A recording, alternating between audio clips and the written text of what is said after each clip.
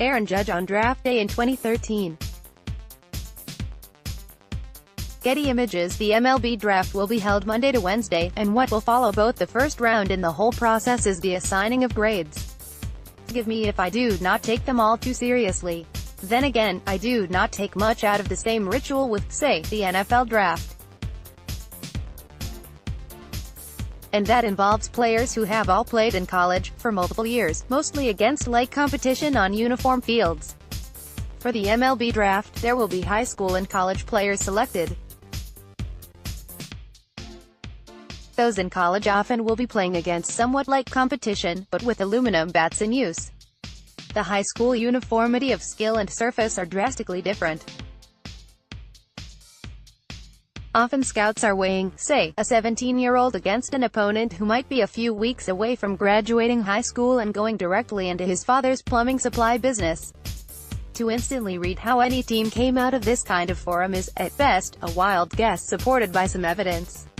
Perspective is needed. What we really should be doing is reviewing the 6 drafts from 2008 to 13.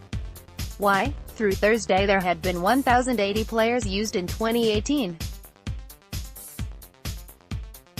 Of those, 800 came via the draft, or 74.1% of the overall players, a message that teams better be doing well in finding foreign amateur talent as well, because it is roughly 1/4 of rosters. There were still 3 players from the 1998 draft, and Cleveland's Shane Bieber was promoted and started Thursday to make it 3 players from the 2016 draft. Those form the edges of a bell curve that peaks from 2008 to 13, which accounts for 519 of the players in the majors. That is 64.6% of all drafted players, or roughly 2 out of every 3 in 2018. A wider period, rather than one draft, is needed for examination, because high school players could take longer to reach and establish themselves in the majors than those from college. In the period before the trade deadline, when teams need to augment their rosters, the most common player promoted this year is coming from that period of drafts, notably 2011 to 13, which account for the most of any 3-year period, 300 players. Even with perspective and a lot more information, trying to assess those drafts is imperfect. They may cross administrations, though often a change in GM does not result with an immediate overhaul of the amateur scouts. Also, simply putting a player in the majors is informative but needs further delving because there is a difference between attendance and impact. The Mets highlight both of those items. The drafts in the 2008 to 13 period were overseen first by Omar Manava and then Sandy Alderson. In all, they have 25 players from those drafts who played this year, tied with the Blue Jays for the most.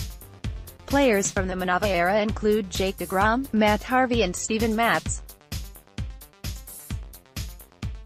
Alderson's first pick, Brandon Nimmo, 13th overall, 2011, is beginning to make an impact. Michael Fulmer was used to get Yoenis Cespedes, and Seth Lugo and Robert Gesellman have turned into important staff pieces.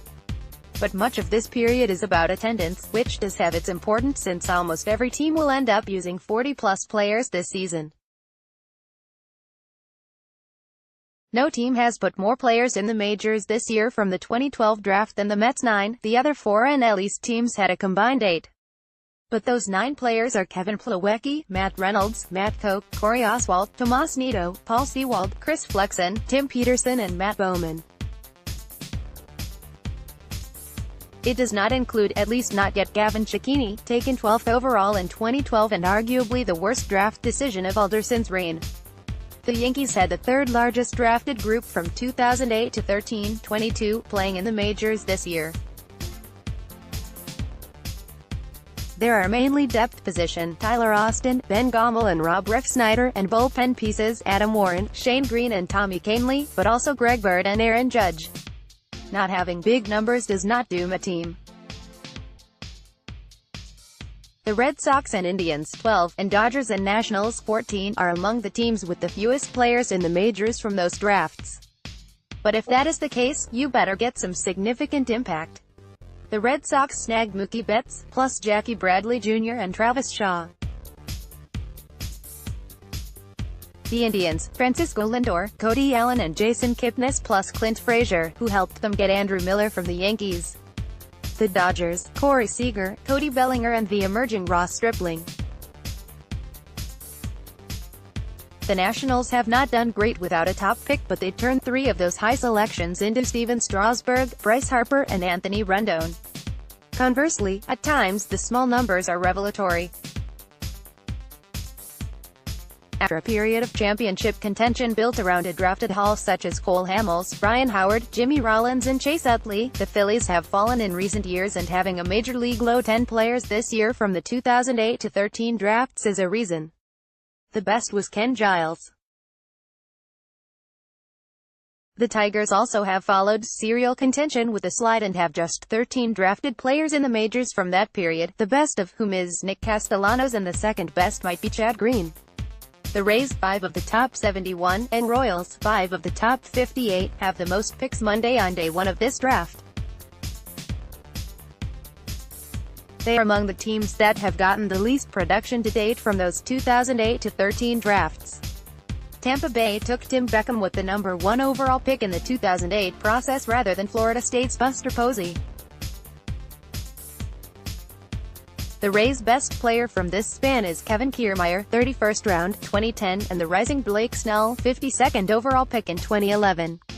The Royals took Eric Hosmer with the 3rd overall pick in 2008, which concluded an era of high first-round picks with Alex Gordon, 2nd pick in 2005, and Mike Moustakas, 2nd pick in 2007, that helped form the cornerstone for a title. But since then the best they have drafted is Whit Merrifield or Will Myers, who they did turn into championship closer Wade Davis.